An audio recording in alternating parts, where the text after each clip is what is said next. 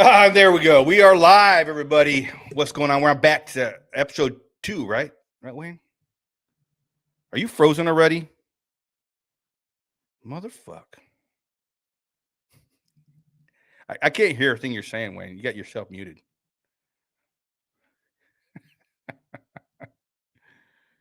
Let me see if I can unmute you. Are you unmuted?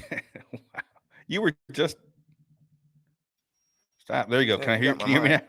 There you go. Yeah. Oh.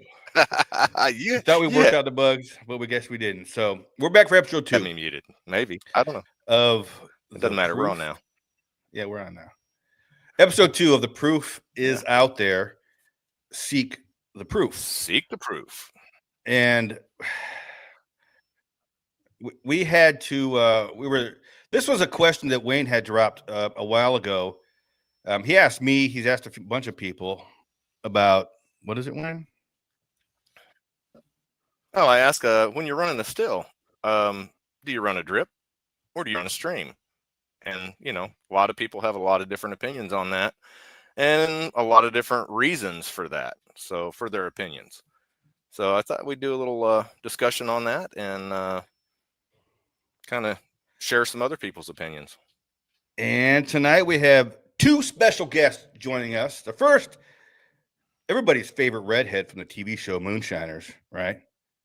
Amanda Bryant. Right. Oh, you had to embarrass me. Hi, everyone. What's up? And the second person, I don't know how he identifies. I guess he could be a deer. I don't know. Alan Bishop, the alchemist of the Black Forest. How's it going, Welcome, brother? Alan. Glad to have you. You're not a deer tonight, are you? No. Amanda's also the only ginger in the world I like. Well, oh, right. Thank you so much. There you go. Very honored. Oh, Jolie's going to kick your ass. I'm going to take that one to the bank. Oh, don't make her more mad at me. She was not a fan of me after the Alan Bishop video that we made, the Alan Bishop Day. Uh-oh. Now, thank you. Let me see. I'm trying to share this real quick, but before we get too far into it. Because I got, all right, shared there. Man, people are messaging me like crazy. Like, where's it at? Where can I watch it? Where can I watch it? People, thanks for having me, guys. This is cool. I don't do this much, and this is pretty late for me. I will just say 8 p.m. Man, this is like my bedtime. Yeah, Amanda's getting pretty old Grandma now. Amanda. Listen, I get up very early. Let me see. Oh, I gotta. So, drip or stream? What are your views on that, Alan? I got some questions, but I want to hear some views first. No, okay. Well, obviously, as with everything, it depends on what equipment you have, and then whether or not that equipment is actually sized correctly, and you somewhat have an idea of what you're doing. But let's just presume that we're talking, pot still with a worm. I have yet to ever find any historic literature ever from folks that were smarter than all of us combined will ever be that recommends a drip, unless you're aiming for something incredibly high proof with very little flavor. That's the only time I've ever seen it historically.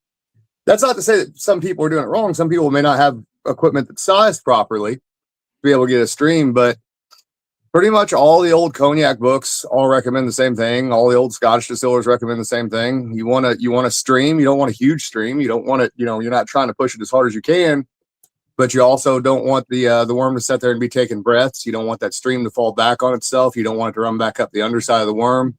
You want it to come out, in an arch, basically. So I'm a stream guy 100%, wherein the equipment is actually sized properly or works properly. Now there's times where that's not always going to be the case. Like when I made that little clay still, that little worm wouldn't do that. There was no way it would do it.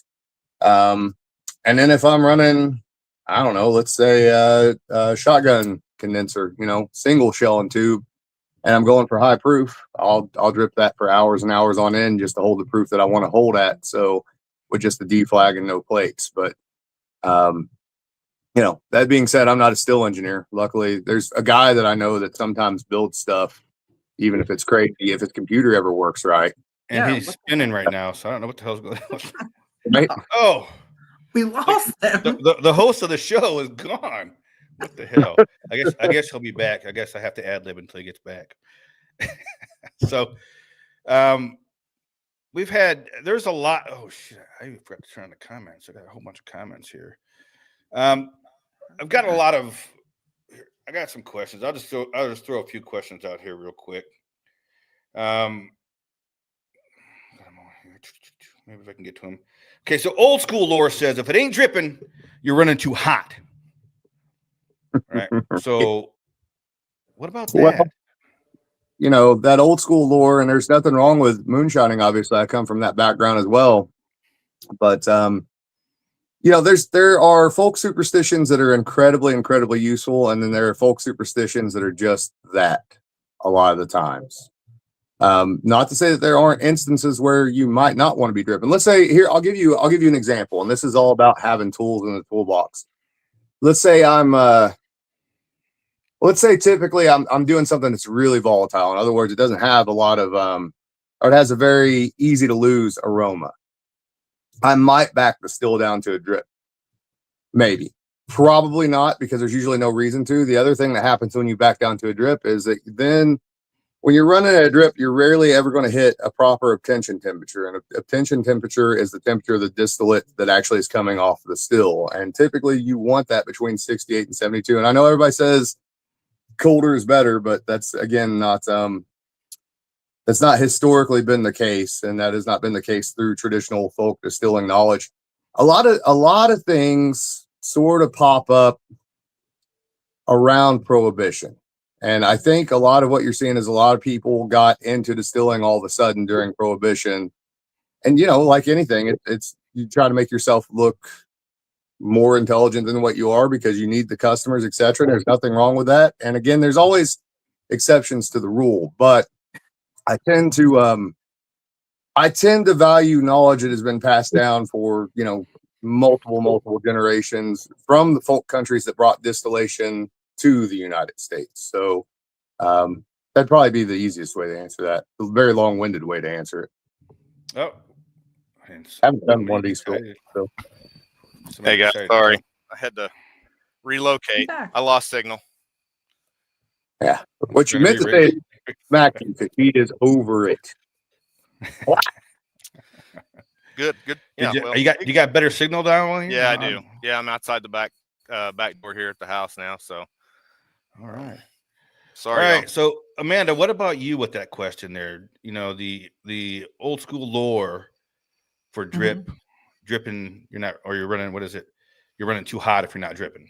Yeah, so I love contradictions in distilling, right? This is where I always try to learn stuff. And I think I probably, when I first started distilling, for a long time, I heard the whole slow and low, right?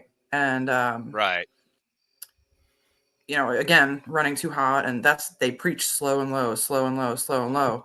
So you actually work in the backwoods with somebody who's been running a pretty large pot still for their entire lives, and they tell you, lay it to it. And I'm like, what? And they're like, well, just throw a log on the fire and lay it to it. So not that there's a contradiction there. There kind of is, right? Where they're telling us to run as slow and low as possible and never be in a hurry to get the still ran off. But put yourself in the backwoods. If you're a moonshiner and you want to get in and out and get your run done before, you know, the revenuers show up or the police show up, you just basically want to get it done. And Mark Rogers and some of the guys I've worked with who've been, you know, making quite a lot of liquor, they lay it to it. And personally for me, heating my still up, I pretty much heat it up as fast as I can, right? Without scorching the grain or puking the still, but I will lay the heat to it to get my still heated up. Because I'm also working on efficiency, right? Efficiency is my time. My time is money. And I don't want to be there all day. But once I get the still heated up and I get a stream coming out, then I dial the heat back down so that I have a consistent stream. And the size of that stream for me is a number of factors, right? It's really like number one is the size of your still. If you have a 10 or 5 gallon pot, some people have smaller than that. You're definitely going to have a drip coming out of that size still. And if you have a 20 gallon pot, there is a point where when I ran a 20 gallon, I did run really low and slow because I was afraid to run too fast. And I was told if I ran really fast, I would get hotter alcohol. So that's what I believed for years. And I would run because they told me you run the stream like I had heard, and some of you all also may have heard this. You run it like an old man peeing, so it's like a stream and a drip, a stream Like and a Alan drip, mentioned something like right? that. So for a long time in my mind, I was like, somebody said, "What kind of stream do you have?" And it was either the width of the head of a coonpecker, but you have a stream and a drip. But that was the size pot that I was running on, and the bigger still I got.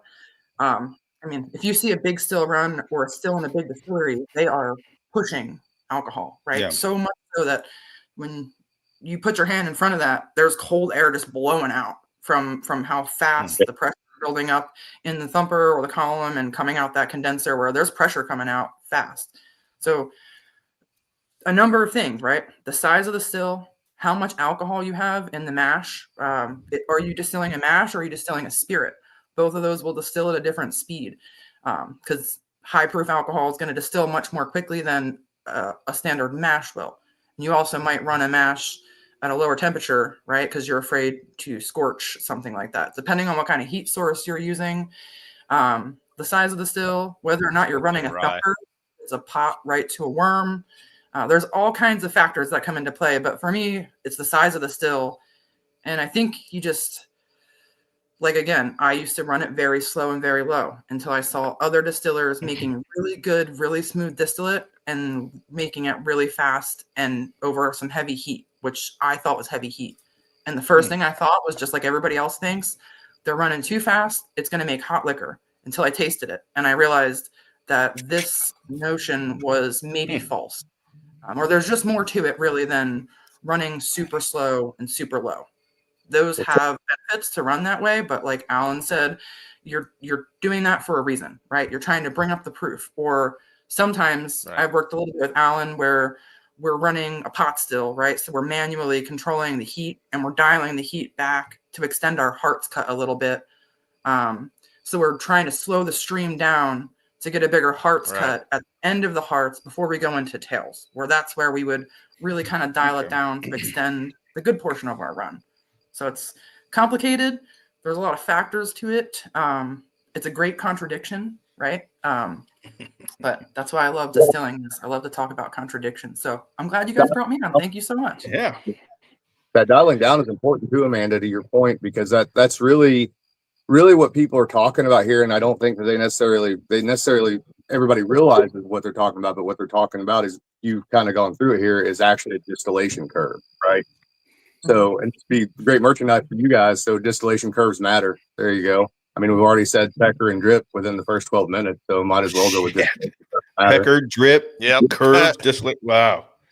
But you're not running a one solid temperature, one solid speed the whole time, as Amanda said. You know, there's times, you know, when you're starting up, you're going to be going pretty fast, and then, you know, about 10 minutes before you start to come across, you're going to dial it back some, and then after you get past your heart's gut, you may speed up a little bit through halfway through the distillation, then back off right before you get to your tails. Like she said, you're controlling natural reflux, even if you're not using a deflag or anything, and that's going to determine that, and how proper your equipment is in terms of sizing. That's going to determine a lot whether or not it drips or it runs, and what the attention temperature is. Right? It's not definitely not a black and white issue. And Amanda has seen that herself with working with the guys in the backwoods and working with what she's doing now, and then also out at Mount Vernon. So at Mount Vernon, a couple of the stills, as Amanda knows, the worms weren't necessarily designed correctly, and a couple of the stills, no matter what you do to them, they will always spurt.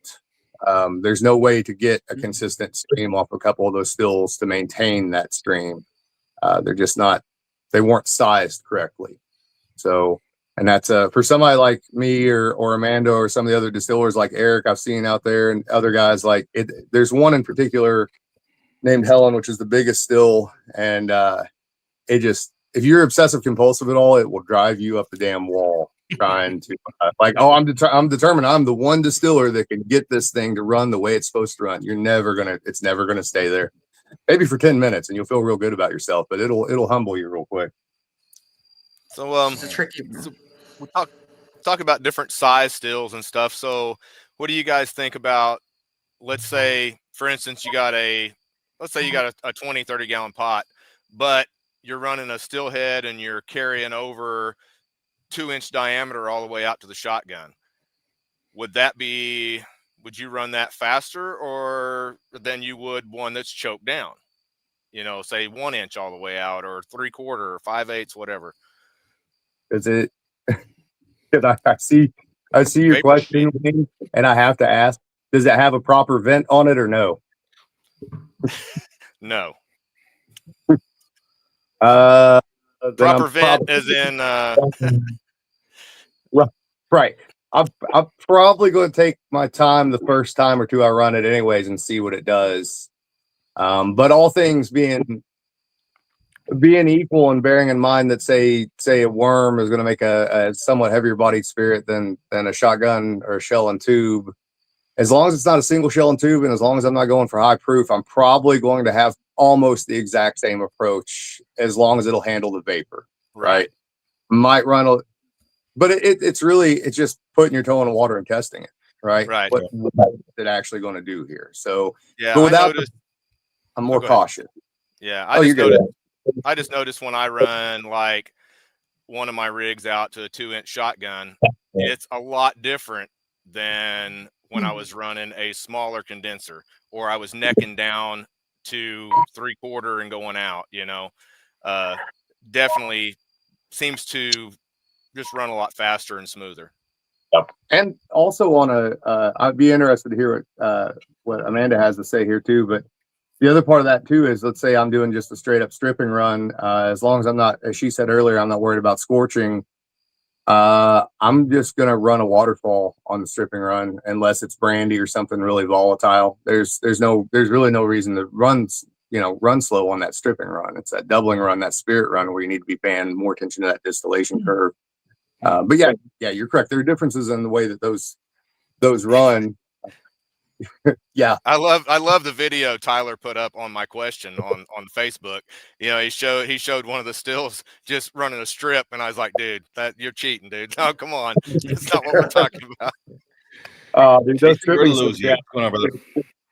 Lay it to it, man. Get through it. Lay it to it. Fire in the hole.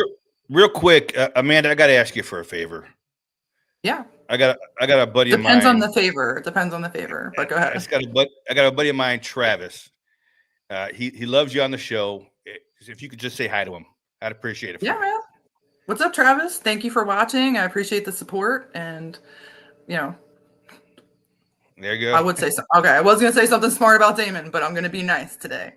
Hi, Travis. We're going to keep it PG. I'm an open book. All right. Anyway, I'm glad that you have all your clothes on today. Facebook. By the way, Damon, did you see that picture? Wow, you want me to post it, Damon? It even made it to Amanda Bryant. Alan. You didn't see the picture of my ass, did you? No. Well, at least there's one person that didn't see a picture of my ass. I missed that one. You lucky bastard. Damn it. Well, Wayne, you've seen it in person, so it's all right. Yeah, well. Next question. Damn, what you do to me, Wayne? Come on. What's the biggest mistake new distillers make when they're trying to chase that fast stream, would you say? You go ahead. Okay, I would say new distillers are doing the opposite.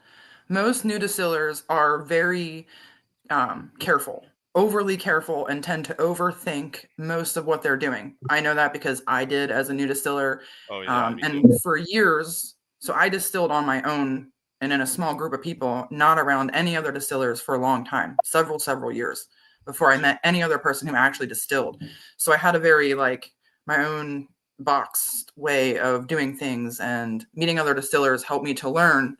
I was just overthinking a lot and being super, super careful about everything I was doing. So I think new distillers are afraid to run too fast because we hear the same thing that's drilled into our minds, right? Like low and slow, low and slow. And so many students that I get that are beginners that I talk to, we talk about how fast the still should run. And a great way to figure out how fast your still should run is to keep a log of how you make your cuts. Like if most of us at home distilling are making like mason jar cuts on a reasonable size pot still, maybe with a thumper. But I think most distillers are running too slow because they don't realize the speed or the rate at which they can run their still, and they're afraid to make a hot distillate. I've tasted the opposite, right? That's not to say that everybody does that, but for the most part, myself and a lot of my students that are really new to distilling are running super slow. Like they're like, I'm outside for like 14 to 16 hours a day running my pot still. And I'm like, dude, we need to talk about this. Like, first of all, heat up your still as fast as you can. When I say that, I don't mean scorch it, right? If you're using direct heat, use some kind of an agitator like marbles. The electrical elements will kind of like agitate for you. Make sure you have a really clean or strained mash so you don't have any sediment. And then you're able to heat it up a little bit faster. The use of marbles only works if you have like a direct heat on the bottom of your pot.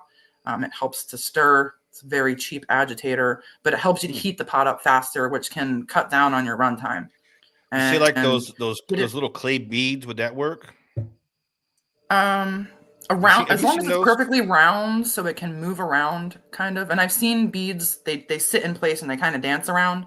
But a perfectly spherical marble will actually move in a circular motion and stir really well.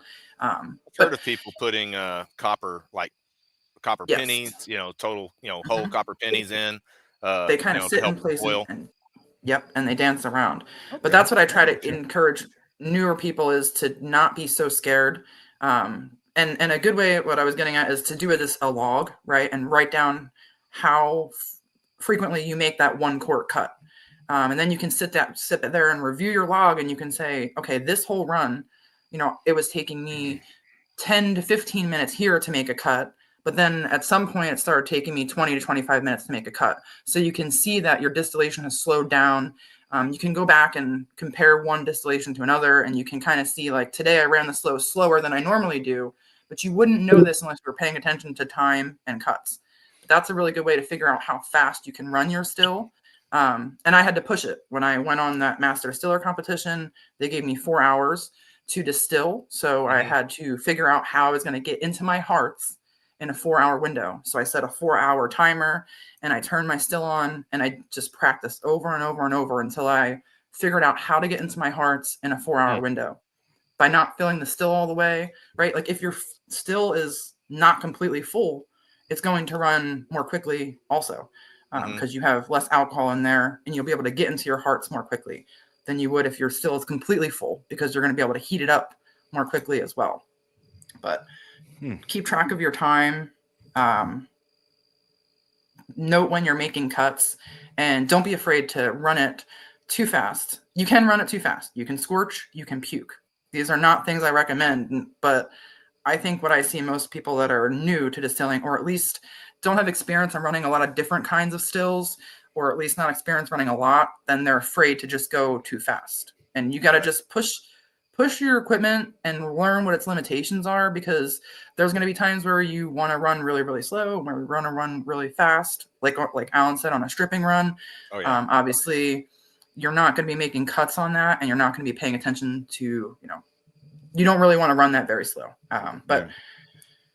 Yeah, I would say most beginners are not balls to the wall, like I'm going to lay it to it and run it super fast. And those that do that are going to learn very quickly because they're going to puke their still immediately, right? And we've all done this. We've all puked our stills by running too fast and getting too courageous. But it's a really good learning experience because then you immediately know not to do that again. Right. Right. What about you, Alan, with any advice towards new distillers and how fast they're running?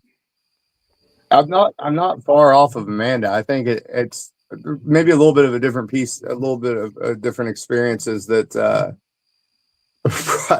probably if they were doing this for a living and then doing it at home, they'd realize that 18 hours on the keg stills. As someone who has slept a lot in boiler rooms, if I was distilling at home or elsewise, we're getting this shit done and going to bed is what's happening. Right. So, yeah, I see that, and then the other thing I see not as much of, and this is thanks to education through Amanda and other folks as well. I don't see this as much as I used to, but it used to be, and there's still some out there. Obviously, the guys that are the great pretenders. My grandpa knew Popcorn Sutton, and so Popcorn Sutton always did it this way, or like even they're 3 weeks in and now they're a professional. A little bit too cocksure right? It goes the opposite of what Amanda's saying sometimes, where they go a little bit too fast into the whole thing. But yeah, I think they also, the other thing is, as Amanda said, making a log will help. And, you know, a lot of the home distillers, they do the jar cuts. Hell, there's even professional distillers. As Amanda knows, there's so many distillers, you know, when you go to Mount Vernon, that's basically jar cuts. You're just doing it with pots instead of jars. And they do that because a lot of those distillers aren't necessarily trained. And it's a quality control check. But I know a lot of even professional distillers, like they almost get too stuck on that. And it kind of cripples them to some degree, right? They never really learn how to cut on the fly or any of that sort of stuff, right? Which is the opposite direction. Great to start off that way, but you don't necessarily have to stick with that all the time. For once you get going, obviously. I don't know. I think probably the biggest thing that I see is people have improved. Home distilling has improved dramatically the past couple of years. Even within someone's first 4 or 5 runs, quite often now, because of the amount of education they have access to on the internet and the people they can talk to on the internet, if nobody's just absolutely, you know, confusing them with BS, they can be good product in 5 or 6 runs a lot of times. The bigger thing that I see is what I call, like, it's not even technical mistakes, it's mistakes in the approach to distillation, right? Whether or not that spirit is actually something that moves someone or is you know, handled with a certain amount of care, sort of thing. But that has very little to do with what we're talking about necessarily. It's just an observation of the mistakes that I see. So yeah, mirror Amanda basically on that issue. So, Yeah. Alan, would you say that there's, between a drip and a stream, flavor wise with your distillate, is there any huge difference that you notice? There can be, yeah. So let's take whiskey, for example. When you are fermenting grains, there are a number of compounds that you are creating in that fermentation, aroma-wise and flavor-wise, that you do not necessarily want to come across in that distillation.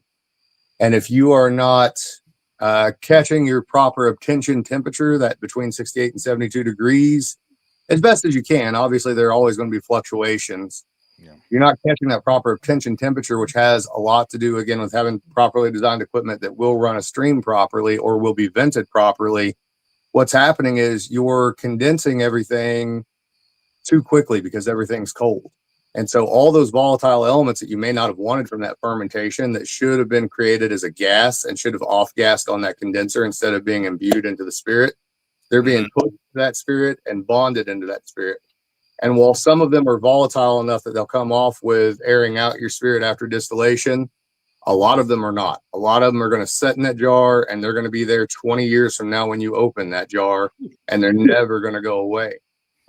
If there's a fault that I commonly see in whiskey, both home distilled whiskey or moonshine, and professional distilled whiskey or moonshine, that's it. That's one of the biggest faults I see, is running the condenser too cold, which has a lot to do with flow, obviously, etc. Because you're chasing temperature and flow at the same time, along with that distillation curve, right? Those are all going hand in hand, as well as taking into account anything that you may not have a properly designed vent if you don't, or even maybe not have a vent at all, right? So you have to take all those into consideration as you're going through the process. Yeah. So like you're saying, properly vented, you know, be even like the worm that I built you for the distillery, it's 1 inch ID, you know, 1.1/8 OD. So even though you're running a damn fine stream out of that thing, you still got gap all the way. It breathes really nice, and that allows that off gassing you're speaking of.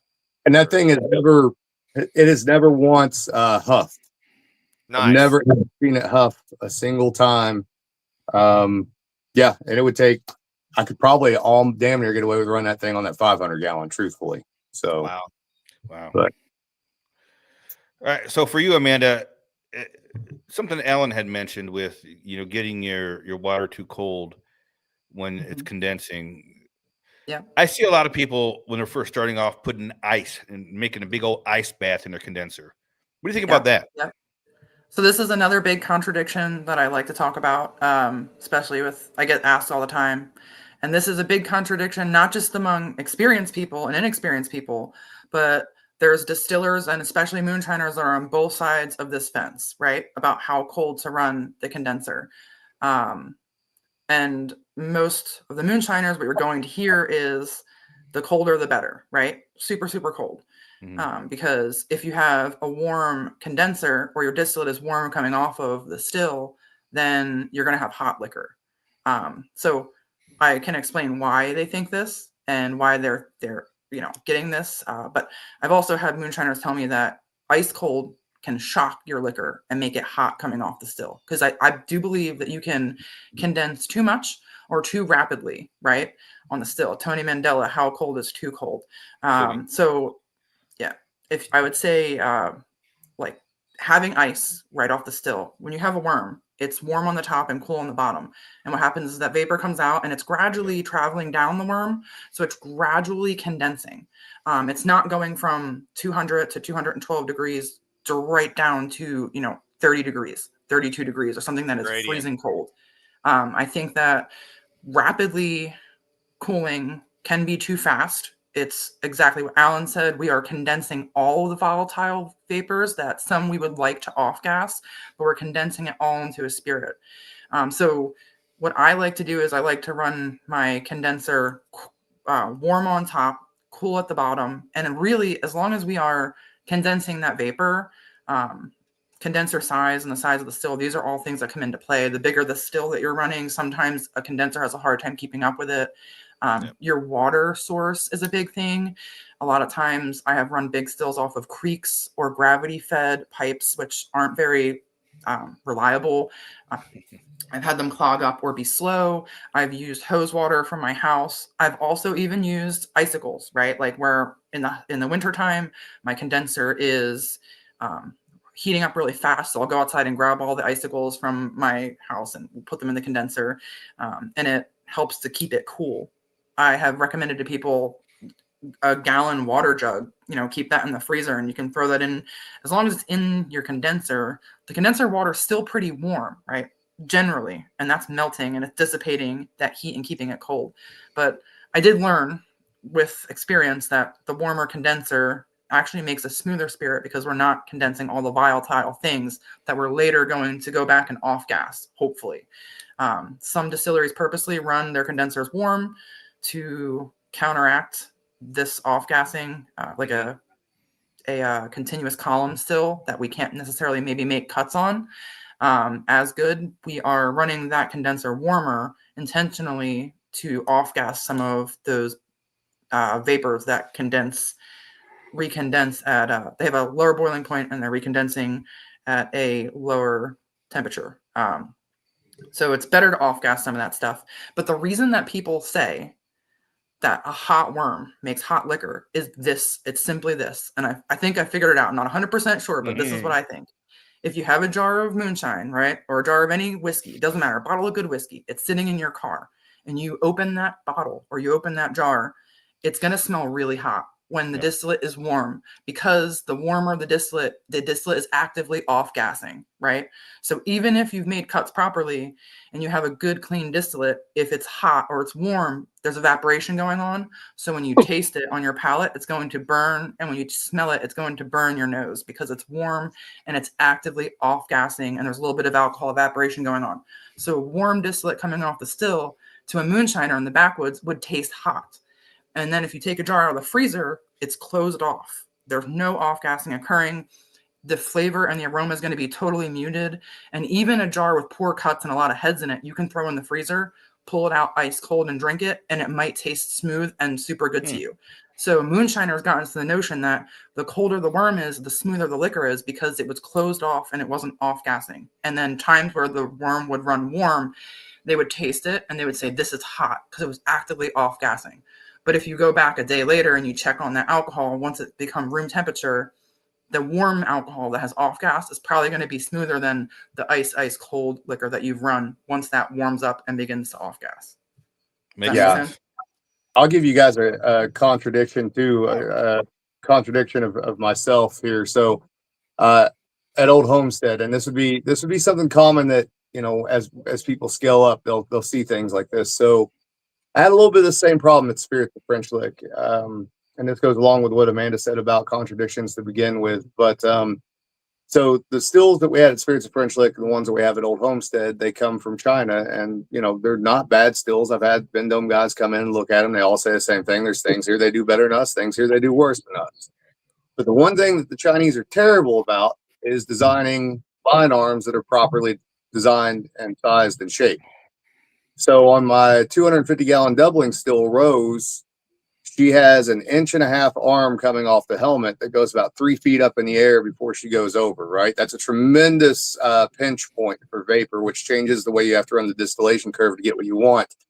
But that also provides ridiculous opportunity for natural reflux, right? Especially this time of year going into the wintertime.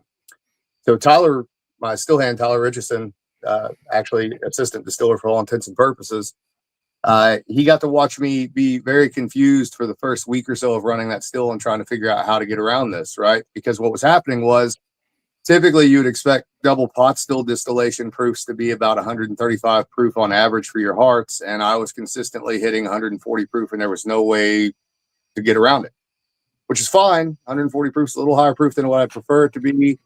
And I noticed I was losing a little of the volatility that I wanted to keep. So how do I get around that? I have to lower the condenser temperature. Now, that's a giant shell and tube condenser, so it's not necessarily slowing the flow down, but I have to run that condenser colder, say 60 degrees as opposed to 68 to 72, in order to hold on to some of that volatility that I would be otherwise losing just through reflux alone. So it's a point of no return going the opposite direction sometimes as well. So again, that all the stuff that comes with experience and the approach to distillation as well. So yeah. Yeah, you both touched on something that I think is really important, and that's temperature gradient in your condenser. Amanda mentioned your worm. Same with a shotgun. You want that to be warm, or hot as crap at the top, and then as it starts going down, it gradually gets down to your obtention temperature, and so it's a very important part of how fast you can run your still as well. Yeah. Yep, absolutely. And that's I got a one of those shocker condensers from Wayne. I've been using that. But I was having some issues with it. When I first started using it. I was fine. Didn't have any issues at all. Then I was having an issue with keeping it cold enough because I was getting steam. And Wayne said stuff it with some mesh. That's what I did. Which I did, and it helped a lot. Yeah, it's really, that condenser is really not a single pass. Doesn't like that condenser. Yeah. It was a brain fart and it works, but it's we're not really actively pushing those, and I've been making a lot of shotguns lately, so get up with a shotgun, buddy. Yeah. Thanks, Wayne. Thanks for making me your guinea pig. No, Mr. Bishop was the guinea pig. I think it was the opposite. I'm pretty sure you're the only still builder I could call and be like, hey, I had this really dumb, drunken idea. Can you build this fucking thing? Absolutely. See, don't know what it'll look like first time, but we'll do it. Right. Nice. All right. So next, Wayne, you got a question, or you got? I'm gonna go on. I got another question here. Let her rip, buddy. So, do you find it harder to make clean cuts? Damn. Clean cuts. Hey, now this is when running a stream or a drip. Do you find it harder to make clean cuts when doing a stream versus a drip? I don't. I mean, a drip would be harder for me than running a stream, obviously, because that's the way that, as far as I'm concerned, you should do it. And actually, there's a really cool thing, and I got to show it to Amanda when I was out at Mount Vernon. The French used to have this method they call the 3 bubbles, right? And so this only works if you're running a stream and you have a pool that the alcohol is falling into. And so 2 things will happen when you're running a stream, a proper stream off of a still with properly sized equipment to whatever degree that exists for you. First thing will happen is that when you run from ethyl acetate to acetaldehyde, you'll actually see a little burp from the actual worm itself from the stream. The second thing is that if you have a collection pot underneath there, when you're coming up on those cuts, you should have the middle of that stream in the middle of that pot. It should be making bubbles, right? As you're getting all of that interaction between the falling liquid and the liquid that's already in the pot. You should be able to see 3 of those bubbles reach the edge of that pot and stick to the edge of that pot. And 9 times out of 10, that's going to be exactly where your cut is going to be at. Mhm. You can't do that by doing a drip, drip, drip, drip, drip. You can only do that off of the stream. And so for me, that speaks to the wisdom of those old timers that we're talking about with cognac and scotch and Irish whiskey, etc., that they were observant enough to notice that and take note of it and, write it down for all of us people who come later to have these conversations about drip versus stream. So, right. So I know that everybody runs different size stills and probably has multiple stills. I know Alan has some of the smallest stills I've ever seen some of that he's made out of clay, others that he's little small copper pot. What would you do on something like that on Alan? I know a lot of doing a doubling run on those. You're not really doing single pass stuff, or at least I don't think so. How you want to comment on that? How fast would you run one of those little boogers? Yeah. So first and foremost, I am definitely not a still engineer. My brain does not necessarily work that way. And oftentimes I joke that it's like that line from The Dark Knight. I'm like a dog chasing cars. I wouldn't know what to do with it if I caught it. So I'd just do things and see what happens, essentially. So like the clay stills, they're so inconsistent with heat because they're so small that you can't get a worm to run right on them. They'll spurt the whole time. Just like the small little beavers, they spurt the whole time. I was wondering, yeah. Yeah, there's no way. And I made those more as a proof of concept of like, could you do this and would it work? And it does. And it would be great for essential oils and stuff like that. Now, like the little 3-gallon all copper, I don't know if you ever saw. So I've got a shell and tube. Shell and tube for that, but I've also got a oversized square worm that I made for it, and I can run it. I can run the same size stream if I'm doing a doubling run because I'm not stripping on that little 3-gallon. If I were to do a doubling run on that 3-gallon, I can run the exact same size stream off of that little 3-gallon as what I can run off of a 20-gallon or 30-gallon without a problem. Still be able to make nice, clean cuts, efficient cuts, and really run the piss out of it and still hold the temperature where it needs to be at. It's so oversized that it's going to vent just like the worm that you made for me. There's other instances where, when I was doing some still building here and there, little copper stills 5s and stuff like that. Again, I'm not an engineer, so I had no idea exactly how to design those condensers. And most of those, I would say, I'm not going to give you like Eddie Van Halen statistics and be like, oh, only 13% of my shit didn't work. No, like 99% of it didn't really work the right way. So, I mean, all these things you call me up with, you're just pulling that shit out of your ass. I mean, I thought you used like pencil paper and no. I'm just kidding, buddy. Actually, you do have a good mind for that. Right. Pencil and papers for if you have ghosts, you have everything, and the almanac. Distilling is just there you go. Wake up. There it is. I do say you do come up with some really good ideas, and I appreciate all the input you've given me on stuff that we built, stuff we worked on together. Speaking of one of those is the inline thumper, which I love that thing, and Damon has the he took the 3-inch that I had at the show. I went to pack my stuff up and it's gone. So nice. No, you gave it to me. Don't do that. You told me to try it out. Don't do that stuff. Mm-hmm. I'm just giving you crap, man. Jeez, what's that? Has Amanda got to run one of the inlines yet? No, she has not got to run one of the inlines yet. I need to fix her up. Is that the one that goes on top? Damon, send her. I'll send you a picture of the 3-inch I got. I mean, the 3-inch inline thumper. That's what I meant. Yeah. Jay's already got it. On to another question. You guys what the hell are you doing here? All right. Amanda, do bigger condensers let you stream without sacrificing flavor? To let you stream without sacrificing flavor. So I think Like faster. a bigger condenser, right? So the condenser would just be appropriate to the size of your still, right? You want to have a condenser that can keep up with the flow of your still. I've run big condensers on in a legal distillery. I've run a big pharmaceutical condenser, like a shotgun, floor to ceiling, and that was probably one of the biggest condensers with the most water running through it that I ever ran. And that was about a 400 to 500 gallon jacketed still, and that had warm distillate coming out, right? So I would say that the size of the condenser, are we talking about a bigger condenser compared to the size of the still? Yeah, that's what I would guess. So I guess a bigger condenser is more, the bigger the condenser, the more efficient it will run for you, right? And then again, say you're running a 20-gallon still and you come up and you have a 10-gallon condenser made for yourself.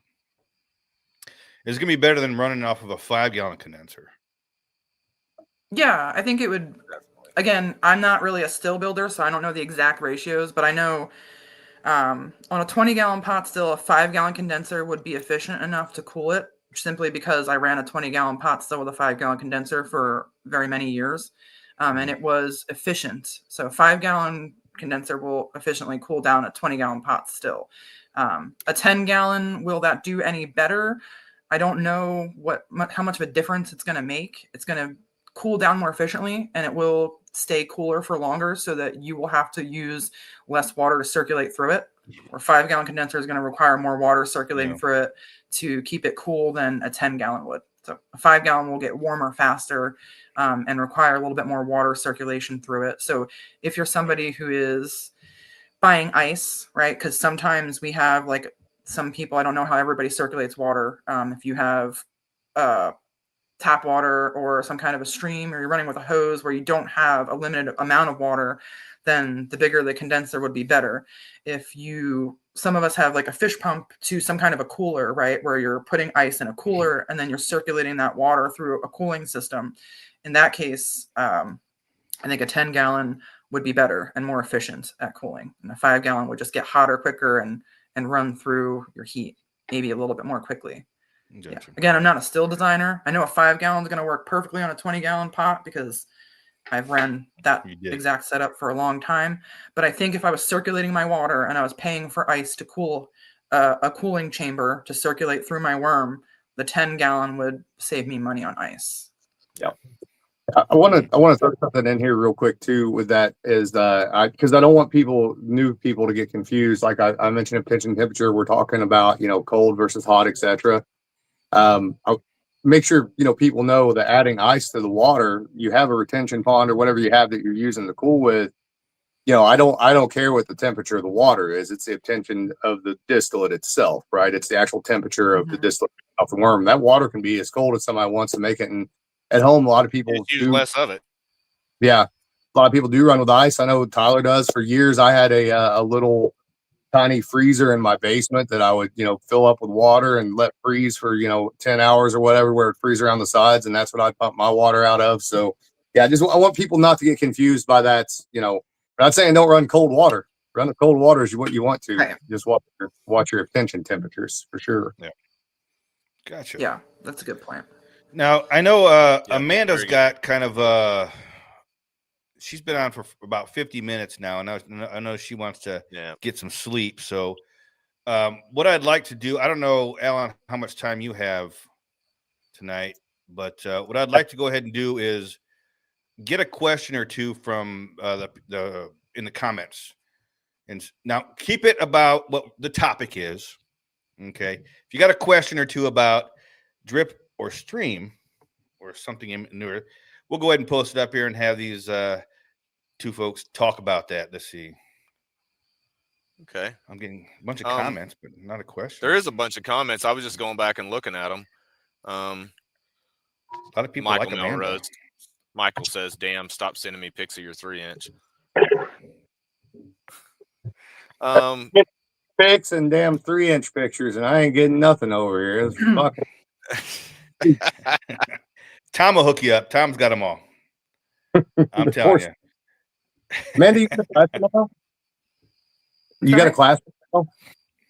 Yeah, I'm in I have day 2 of my class in the morning, and we leave fairly early. I got to get up at like 4:30 to get there on time. Oh, hi, little one. It's the my new still hand. All right, we got a question here now. Get 'em Mark trained up Morgan young. asked, "What about consistency?" Mark, you talking about with like between drip and stream, flavor wise consistency? What do you think, Amanda? So consistency would be if I'm running on the same still and I'm trying to replicate the same recipe over and over, right? To just kind of, I guess, what's the question exactly for consistency? To like, how do we condense the alcohol to water I in the don't know. condenser for consistency? So you want to have a regulated flow, right? If the flow is changing in your water condenser, or it's, so what will happen with a condenser, with a worm condenser especially, is if you stir that condenser water, you're going to rapidly chill and condense everything at the top. What's important is to have like a variance in the temperature. So we want it to be warm at the top, cool at the bottom.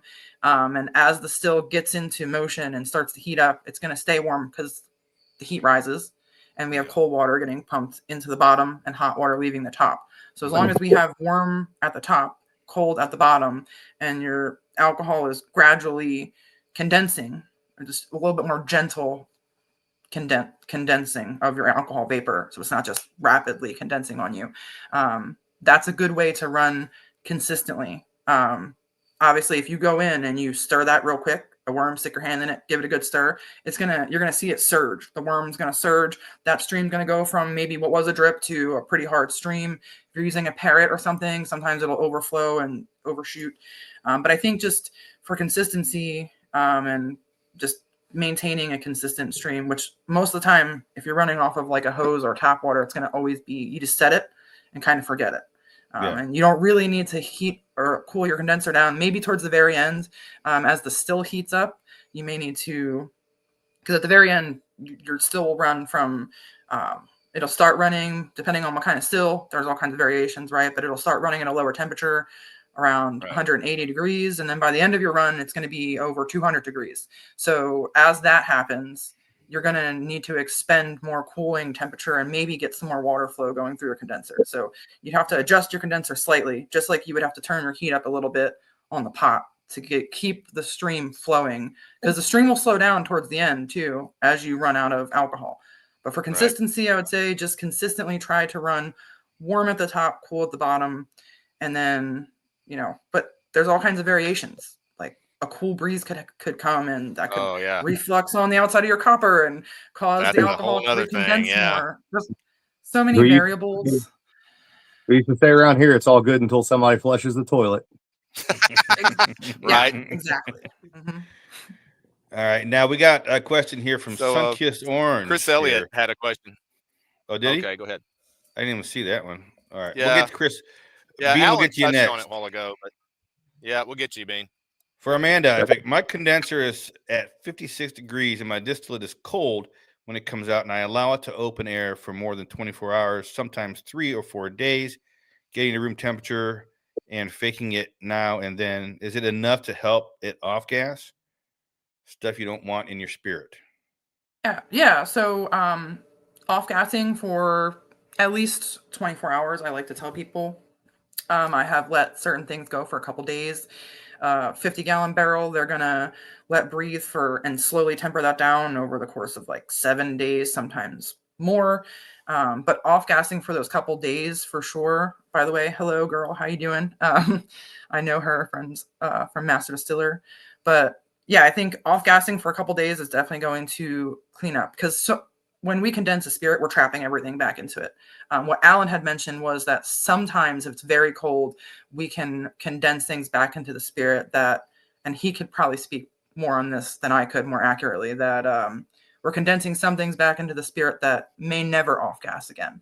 But for the most part, allowing the spirit to breathe, oxygenate, and just get some air, it's going to really clean up your spirit. So I always tell my students and people that are asking questions, whenever we distill alcohol, don't go back and blend that and bottle it right up. Off gassing is like, it's a huge part of letting the alcohol breathe and letting some of those volatile things that we've recondensed back into it evaporate out. It's going to totally change the way the spirit tastes and smells. And sometimes if we were trying to make cuts without letting it breathe first, we may make a different cut than if you let it breathe for about 2 days. You're going to come back and be like, wow, that place where I thought it was bad is actually good now, because some of that bad stuff will come out. You'll actually look at a bottle. If you don't let it off gas, you can see it evaporate on the top of the glass. Like, you'll just see constant condensation on the glass where it's trying to off gas, but it's trapped in that glass container. And you'll see it happening over and over and over until you pop the cap and let it breathe for a little bit. I would say 56 degrees, 60 degrees on a condenser. Obviously, it's going to be like, again, a gradient of temperature. That's a great temperature to run at. If you have nice cold water, that's good. And definitely letting it breathe. You're not doing anything wrong there. Nice. So, Alan, question for you from Bean. Do you run a shotgun condenser the same way you would a worm? Worm. Depends. So let's say it's a shell and tube shotgun condenser, I presume, as opposed to a Lebesgue. Depends on product, but yes, essentially, same tension temperatures. You know, if there's not anything I need to try to correct with design and the still, sometimes I will purposefully, if I'm going to make an aged whiskey or a matured whiskey that's going to go into a cask for a number of years, I will oftentimes run a worm a lot hotter than I would a shell and tube with a whiskey. Especially, let's say I'm doing a single malt with a lot of peat and I want some of that sulfurous kind of meaty sort of characteristic. I'm going to run that condenser way hotter than anybody at home would ever be comfortable running, for sure. So, but that's all about getting a hold of a particular compound that I'm after, that barrel is going to transform into something magical in a few years, as opposed to, and not even the barrel, but all the things that affect the barrel, as opposed to trying to make a white spirit. But otherwise, similar to some degree, but they do make two very different products. So I can tell you that you can take the same still, same mash bill, same yeast, same fermentation protocol, and switch out between the two condensers across 2 separate days, and you're going to have 2 different products from one another. Shell and tube is always, presuming that the shell and tube is copper, a shell and tube condenser is always, if it's sized properly, going to make a cleaner spirit than a worm will ever make. It just will. It's just the nature of it. It's the surface area of the copper versus the worm. And that's not to say that you can't make good, clean spirit off a worm, because you can. But a shell and tube operates quite a bit differently than a worm does. So. Okay. So Chad Lucas slacks. He says, my problem with all my worms is inlet is the same as the outlet. Need to drill out the outlet twice the size of the outlet. I don't. Shouldn't have to. Most of them are all typically the same, right? Inlets and outlet. If maybe he's thinking about finding a way to vent it. Maybe. Like maybe putting a little riser at the outlet or something like that to be able to off vent some, you know? Yeah. So, which helps. A bigger worm. Mm-hmm. Yeah. Well, let's see. Trying to look. These questions and comments are coming in so quickly here. I'm trying to. Right. I see a couple people keep asking like what temperature to run the condenser at. Yeah. And then, so there's really, I don't know if Alan has a specific temperature he likes to run a condenser at, but again, that's going to change depending on how much water flow you have, what kind of condenser you have, the size of your still. What we're really looking for is for it to be cool enough to condense the alcohol. And we're not, as a distiller, for me, I'm not really monitoring the temperature of the condenser, but the temperature of the distillate coming out. So I will check my temperature of my distillate, one, because I need to adjust for temperature when I'm taking a proof reading, right? If you're using a glass hydrometer, a lot of times we have to adjust for temperature, because if it's warm or cold, it's going to throw off the reading on the hydrometer. So I'm constantly checking the temperature of my distillate that comes off the still. That's just what leads me to start to monitor the temperature of the distillate.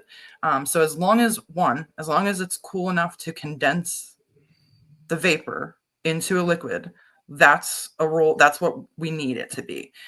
If the distillate is coming off warm, it's not going to hurt you. In the 70-degree ballpark, I've seen it 73 degrees, 74 degrees. This idea of what temperature distillate we want is going to differ depending on, for Alan, like what kind of spirit he's making, what he's trying to do with it. But different distillers are going to have a different opinion here.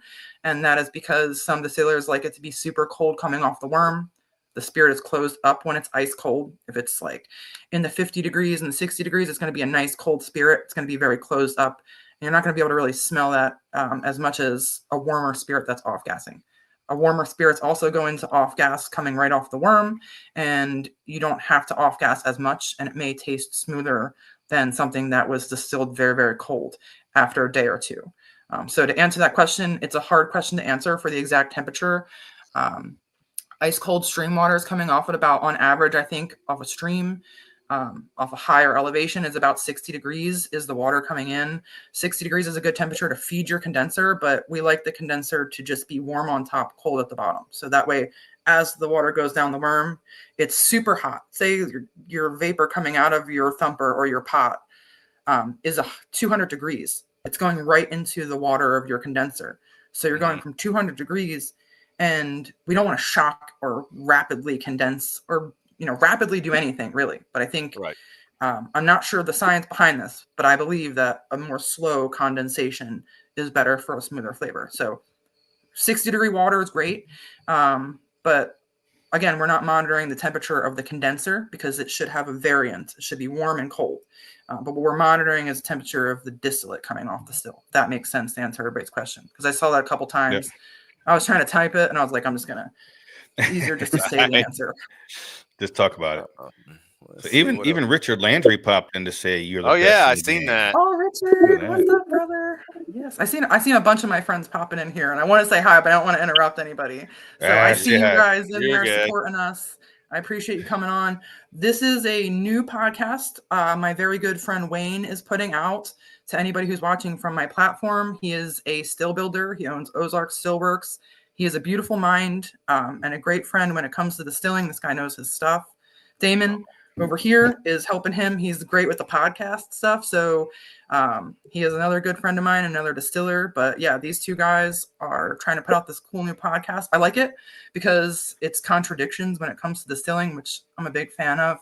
I like to talk about it because contradictions lead to like scientific explanations. And I like to talk about, old and new ways of doing things, and it's fun. I think when Wayne first approached me with this idea, the proof is out there. It's kind of a play on words, like I told you, man. I mean, we could talk about liquor, or we could talk about ghosts. Yep, we're gonna get into some different stuff.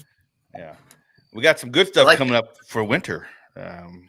Oh yeah, what do we call it? What do you call it, Wayne? Wicked winter. Wicked winter. Yeah. So Alan would. I got to tell you, Alan is all about the Fortean and all this, ghosts and spirits and of spirits of all types. So that's one of the things that kind of, sparked my interest back into this stuff. I listen to his podcast and it gets me, fired up about doing other things. So, thanks, Alan, we may have to have you back next month. Yeah, I'll be glad to come back and talk weirdness for sure. Awesome. We got weirdness coming. We got wicked winter weirdness coming up next month. Yes, we do. So, and I also haven't had a chance to get one of these jokes in there yet, so I have to because I love Amanda and she knows this. But Amanda, when is Ice Road Truckers coming back on? That's the question I keep getting asked. I know all you guys want to know when Ice Road Truckers comes back on. And normally Ice Road Truckers airs sometime in the fall. But I don't think that they have released an exact premiere date for Ice Road Truckers as of yet. But don't worry, there will be new episodes of Ice Road Truckers coming out. We have been working on them. And you guys are going to love it. You got to tune in because there's some really sketchy roads and there's some really they're ice roads, white knuckling. There's some white really steep. What's that? Are you white knuckling on the roads? I white knuckle all day. Oh for wow! hours. Like I have arthritis in my hands from the white knuckling.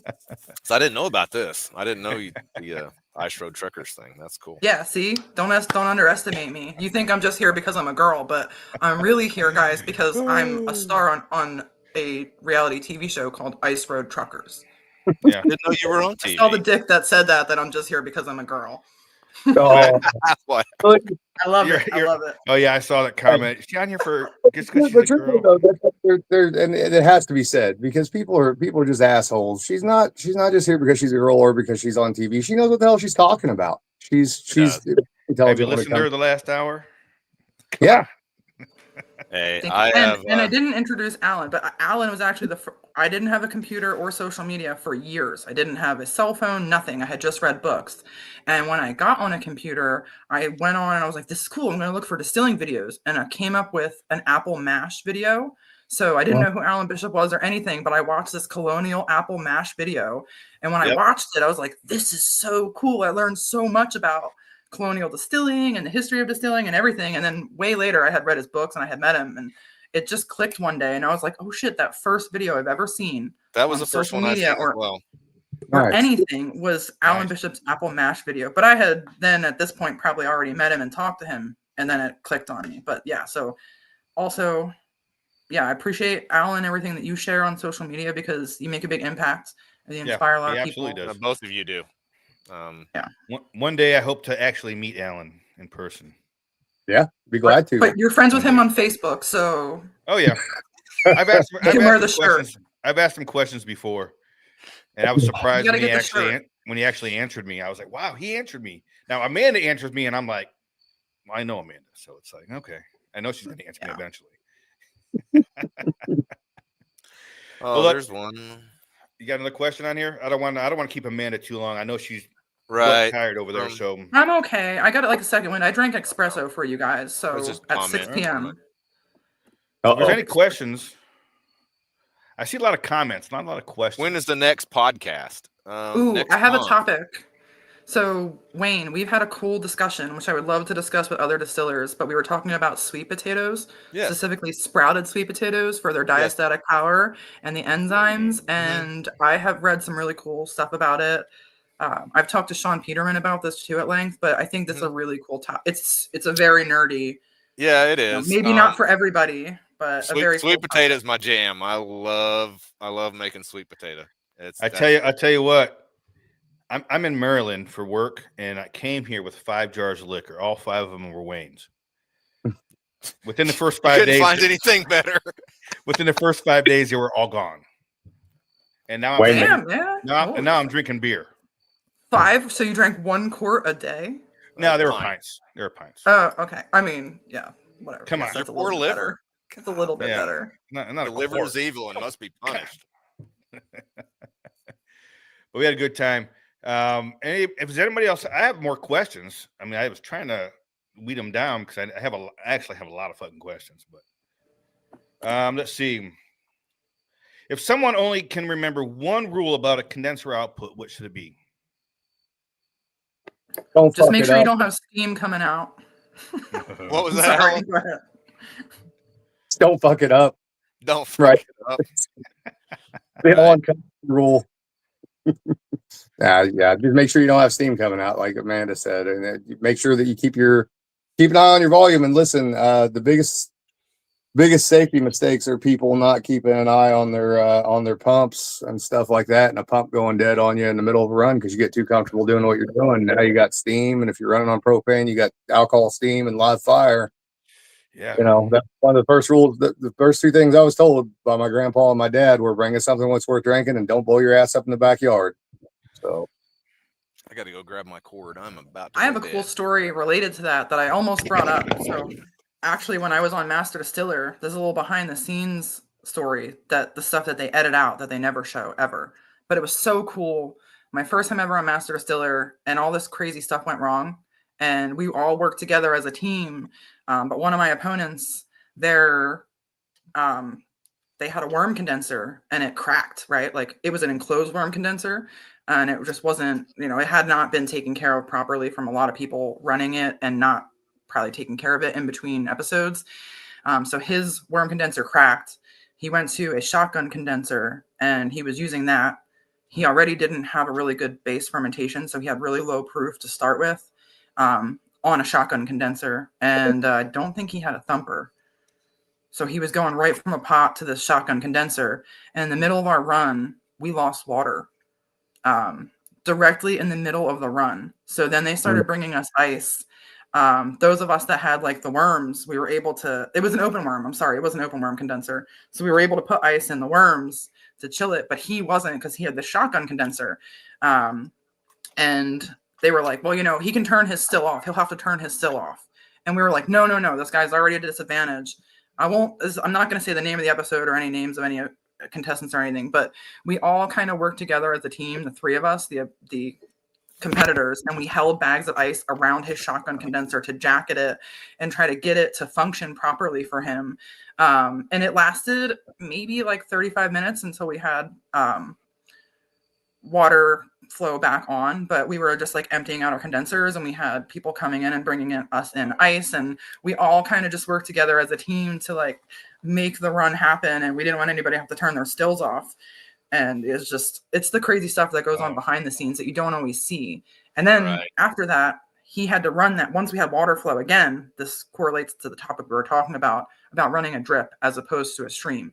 He had such low proof on his mash that's they like us to present a jar of 100 proof, right? Sometimes things go wrong and it's out of our control, or there's things that we didn't see or we didn't anticipate, like the temperature of Tennessee in the wintertime at nighttime, right? How cold it can get and how mashes can stall.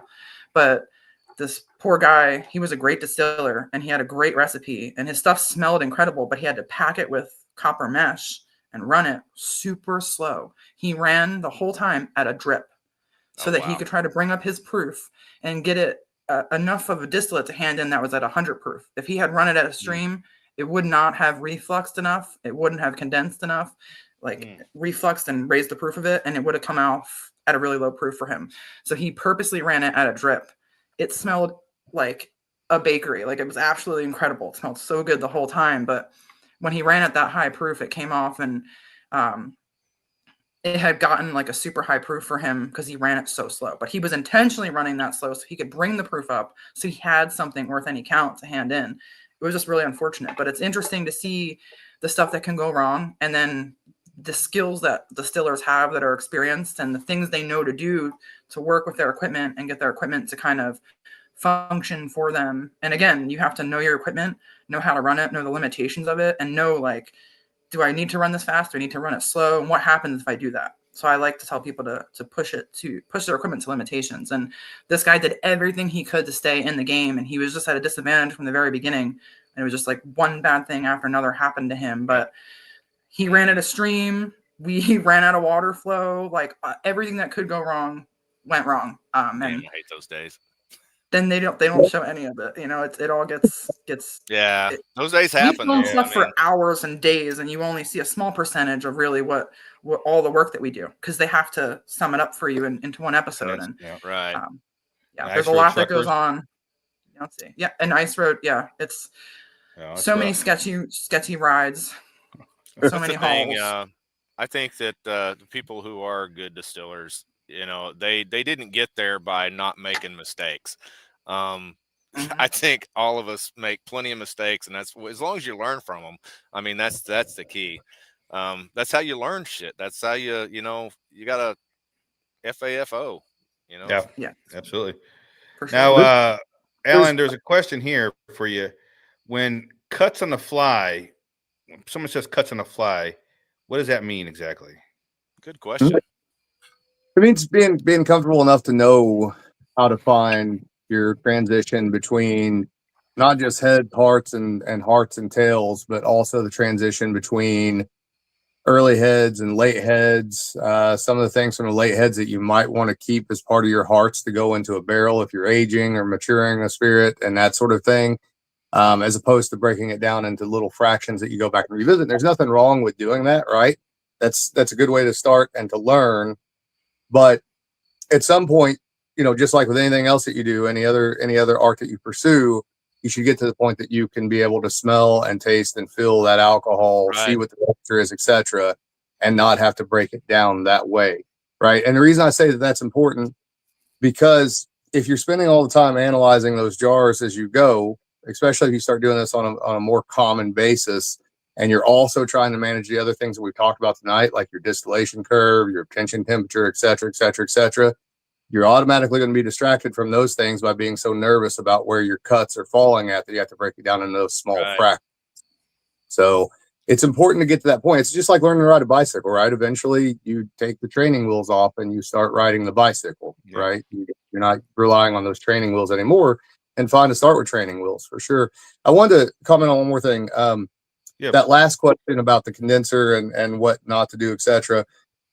One mistake I see a lot in pictures that people send me for One Piece at a Time Distilling Institute on YouTube is people who are going to double pot still distillation in particular and not running a thumper put their condenser way too close to the still and way too close to the heat source if they're running on propane.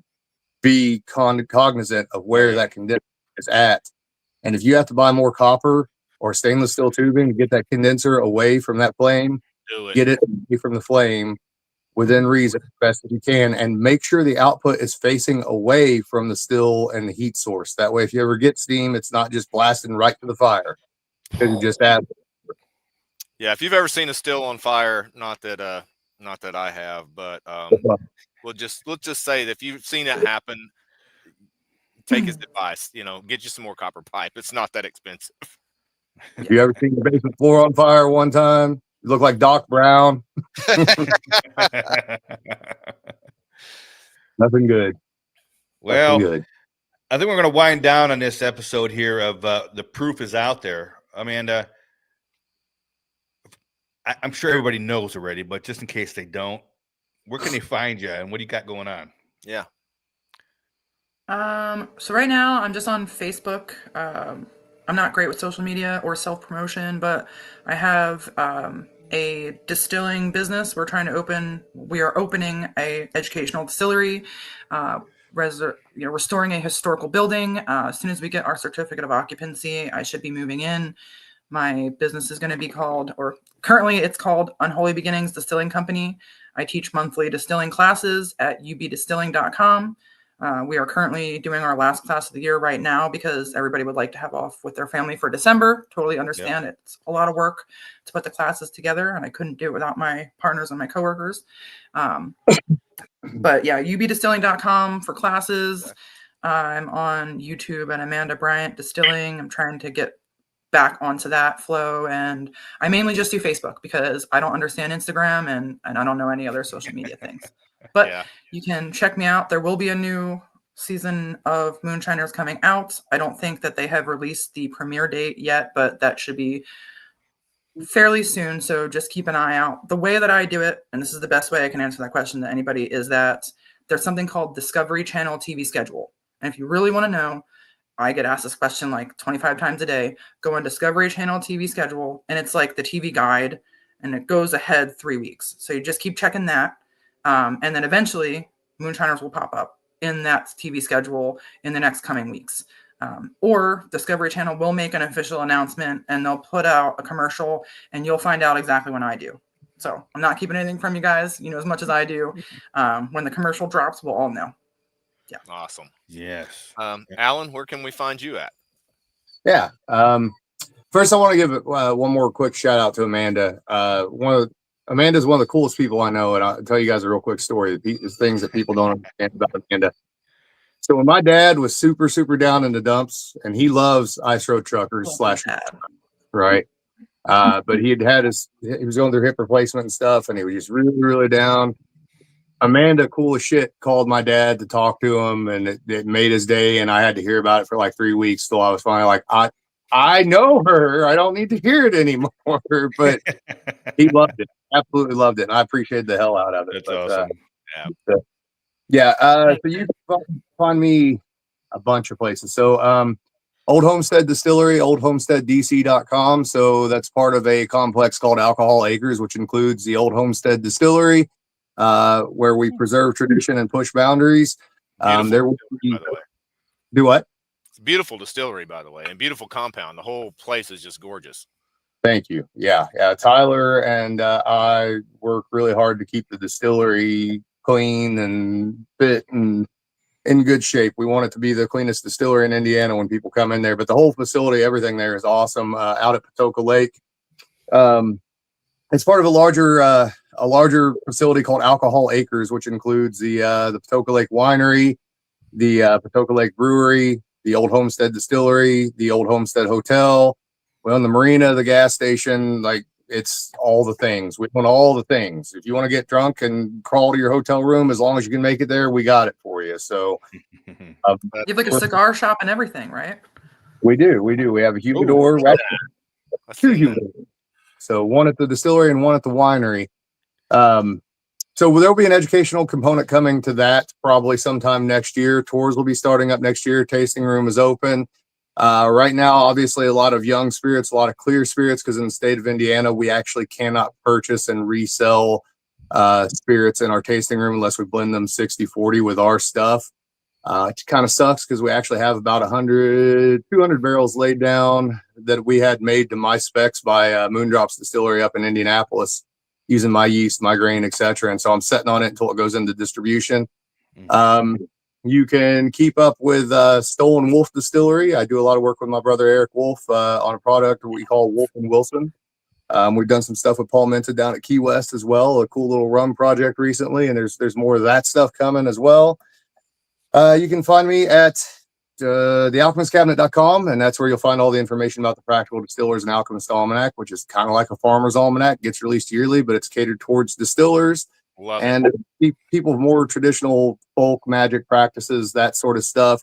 A number of other books will be coming out in the near future. One specific to distillation. I don't know. Like I said, I'm always doing something. And then I have the One Piece at a Time Distilling Institute on YouTube. If you have Ghosts, You Have Everything podcast. And at some point, Tyler Richardson and I are going to kick up the old One Piece at a Time Sacred and Profane podcast and turn that into a new platform as well, if time ever provides. Other than that, you can find my fat ass on a bicycle somewhere trying not to die. So I guess I cannot say that you're lazy at all, Alan, right? Not a chance. Every breath is a chance for creation, for sure. Yeah, I got you, brother. You're bad. Do it if you don't feel like doing it, because you'll learn something. You know? Yep, I hear you. Well, I would like to thank you both for coming on. Alan, I look forward to meeting you. Wayne, I think he was talking about you and I taking a road trip, is what he was just saying. Come up. We can do that. We can. I need to go there because I got to pick something up that's still sitting out there in a little shed somewhere in southern Indiana. And let's go. All right, yeah, we'll do that. I'll go. We got hell yeah. And Amanda, as always, it's great to see you, even though it's here. Likewise, this was a pleasure to see you guys. You're all my good friends, so it was like great to catch up. This was very nice. Thank you for thinking of me and inviting me. I'm happy to do this again. I mean, this is probably the worst night of the month for me because I haven't slept in 2 days.